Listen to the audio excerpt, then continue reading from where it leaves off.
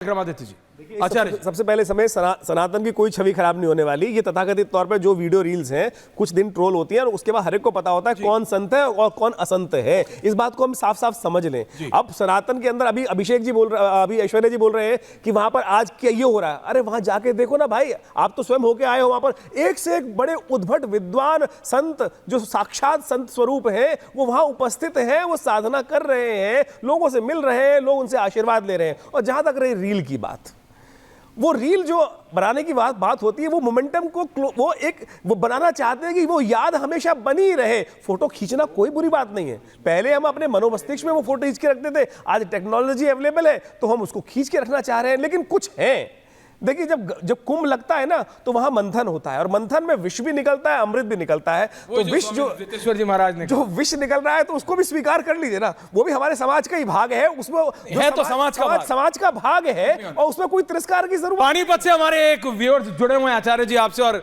स्वामी अभिषेक जी से सवाल पूछना चाहते हैं। जी भाई साहब। पहले तो राकेश जी को बहुत बहुत धन्यवाद जो हमें समय दिया। और सर गुरु नहीं राकेश जी, आपका हमको देखने के लिए बताएं अपना व्यू। सर ये जो तथाकथित बातें हैं, इनकी बातों को ये इनको मत दिखाइए, हमारे बच्चों पे गलत असर पड़ता है। अच्छी अच्छी बातें बताइए। और इतना बड़ा महाकुंभ है, हम आपके रिपब्लिक भारत देश के डरने समझते हैं कि हम गंगा स्नान कर दिया जैसे। अच्छी अच्छी बातें बताइए और इस बाबा को पॉपुलर मत होने दीजिए। हमारे बच्चे हमें स्नान करवाना चाहते हैं। गुरुजी हमें आशीर्वाद दे कि वहीं कम से कम धन्य हो जाएं। जी बिल्कुल राहुल जी, मैं आपकी बात समझ रहा हूं। एक और साथी हमारे माउंट आबू से जुड़े हुए हैं, माउंट आबू से। जी बताएं। हाँ जी गोविंद जी बोलिए। हाँ सर, मैं ये बोल रहा हूँ जी, जैसे ममता कुलकर्णी बोल रही है कि मैंने कंबल जी लिया। हाँ जी। तो सर कोई साधु थोड़ी बन जाता है, 12 साल तपस्या करनी पड़ती है सर। ये मैं आपकी बात मानता हूं, 12 साल तपस्या लगती है। 12 साल तपस्या करनी पड़ती है, और सिर्फ तपस्या दिखाने के लिए नहीं। वो न्यूयॉर्क में बैठ के, कनाडा में बैठ के, कैलिफोर्निया में बैठ के, एलए में बैठ के, लंदन में बैठ के, पैनामा कैनाल में बैठ के नहीं होती है। तुलसी बाबा ने एक लाइन लिखी है, तुलसी संगत मैं डाकू से संत बनने की हमारे सनातन में पूरी है। नहीं बिल्कुल है ना, है तो डाकू से जब आप संत बन सकते हैं तो कोई भी संत बन सकता है। स्वामी अभिषेक जी, कोई भी बन सकता है, लेकिन उसके लिए कठिन परिश्रम करना पड़ता है। 12 साल लगे थे एक साधु को सबसे महान संत बनने में। हम लोग के यहाँ लिखा गया कि बिगड़ी जन्म अनेक की सुधरे अबही आज, हो राम के नाम जप तुलसी तज कुसमाज। ये 12 साल और 15 साल की परिभाषा नहीं है। स्वामी जी कहते थे कि बैल के सिंग पर सरसों अगर रखा जाए और जितनी देर में वो गिरता है उतने देर में आत्मबोध होता है।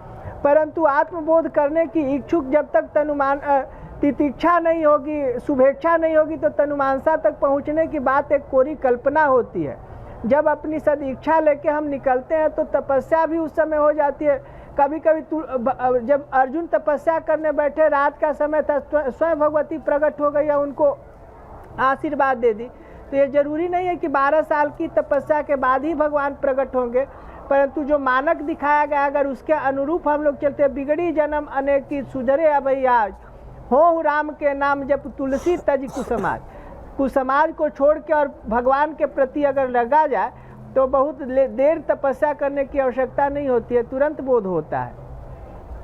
इसके साथ साथ अभिषेक की बात और बोली, तुलसी बाबा ने एक बात बोली है, एक घड़ी आधी से पुनियाद, तुलसी संगत साध की हरे कोट अपराध। ये एक घड़ी आधी घड़ी, इतनी बात तक तुलसी बाबा ने लिख दी।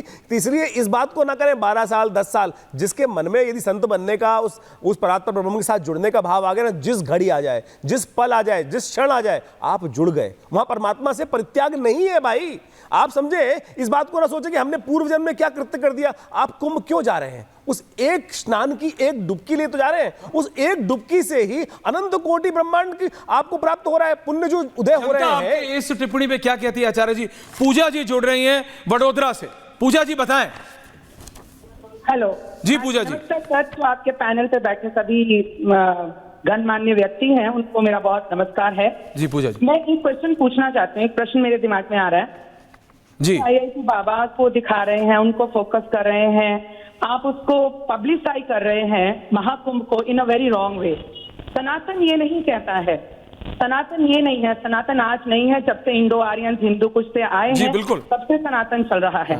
ठीक है, तो सनातन को आप इसको धूमिल कर रहे हैं, ऐसी चीजों को बार बार अपने बच्चों को दिखा के। हर एक का एक पास्ट होता है, कोई भी, मैं तो ये मानती हूँ कोई दूध का धुला तो होता नहीं है ना। जी बिल्कुल, यू आर राइट। पास्ट है तो आप उसके पास्ट को हाईलाइट क्यों कर रहे हैं? पहले तो आप उसकी सारी आप इंटरव्यूज करते हैं, everything you are doing, and then you have a point? Stereotyping that person. You have a point? पहले ही मत कीजिए उसको, You have a point? अच्छी चीजें ही दिखाइए। वेरी वेरी डिफरेंट व्यू, बिल्कुल ठीक पूजा जी, आपका पॉइंट वेल टेकन। तो ये भी एक है कि भाई दिखाओ ही मत, दिखाओ ही मत।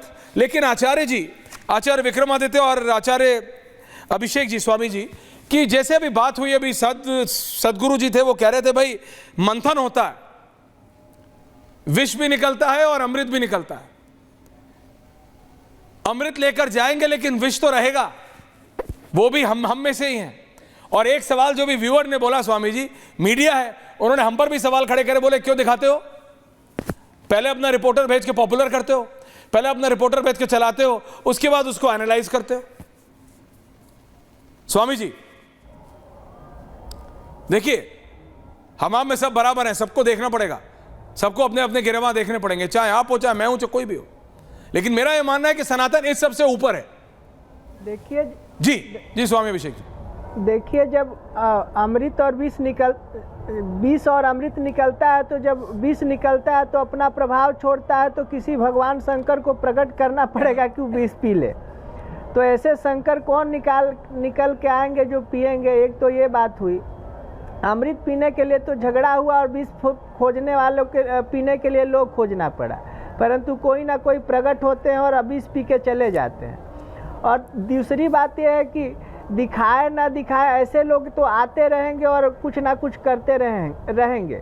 और जो अपने आप को साधु कह रहे हैं, तो साधु की परिभाषा को परिभाषित नहीं किया जाता है, साधु का वर्णन नहीं किया जाता, और साधु बनाया और बना नहीं जाता है।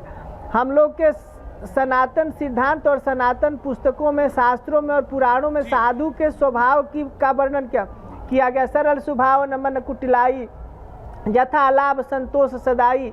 ये साधु के स्वभाव का वर्णन किया गया। ये नहीं कहा गया कि साधु बन जाओ, ऐसे बन जाओ, वैसे बन जाओ। हाँ, संन्यास की परंपरा है, ब्रह्मचारी की परंपरा है, वानप्रस्थ की परंपरा जरूर है, और स्वभाव उसमें उन लोगों का आ जाता है तो लोग कहते हैं कि साधु है। जब व्यक्ति दंड लेता है तो ये माना जाता है कि सन्यासी है, चतुर्वर्ण में सबसे श्रेष्ठ हो जाता है, चतुराश्रम में सबसे श्रेष्ठ हो जाता है, तो उसकी पूजा करनी चाहिए। मुरादाबाद